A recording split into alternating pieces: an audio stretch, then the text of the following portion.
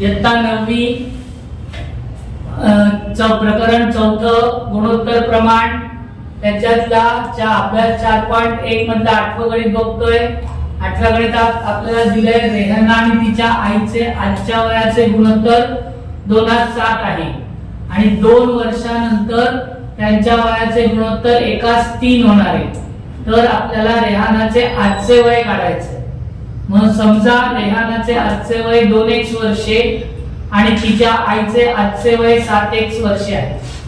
2 वर्षानंतर रेहानाचं वय काय होणार? तर आजच्या वयामध्ये आपण 2 मिळवणार, म्हणून 2 वर्षानंतर रेहानाचं वय होणार 2x अधिक 2 वर्षे। आईचं वय सुद्धा 2 वर्षांनी वाढणार, म्हणून 2 वर्षांनंतर तिच्या आईचं वय 7x अधिक 2 वर्ष। दिलेल्या अटीनुसार 2x अधिक 2 छेद 7x अधिक 2 बरोबर 1/3। तिरकस गुणाकार करणार 3 कंसात 2x अधिक 2 कंस पूर्ण बरोबर 1 कंसात 7x अधिक 2 कंस पूर्ण।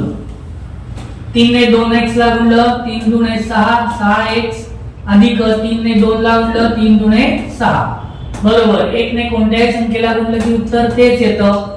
1 गुणिले 7x 7x अधिक 2 गुणिले 1 गुणिले 2 2। आता आपण काय करणार आहोत? हे 2 जे उजव्या बाजूला आहेत ते आपण डाव्या बाजूला घेऊन येणार आहोत आणि 6x जे डाव्या बाजूला आहेत ते आपण उजव्या बाजूला घेऊन जाणार, तेव्हा त्यांची चिन्ह बदलणार।